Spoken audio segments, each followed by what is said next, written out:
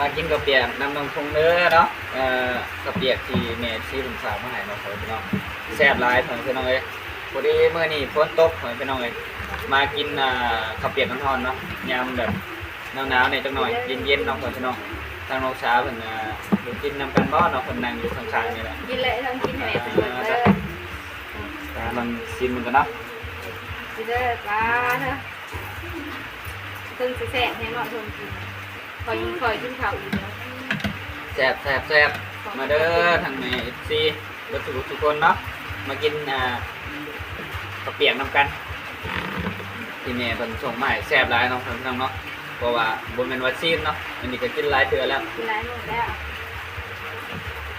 แซ่บแห้งเนาะทางผู้ชมกินตลอดเลยพอดีแม่เพิ่นก็เอาไปหาถุงเนาะพี่น้องเอาเนื้อให้แม่กิน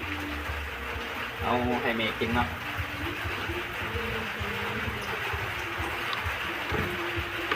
แซ่บบ่ทง แม่นเอา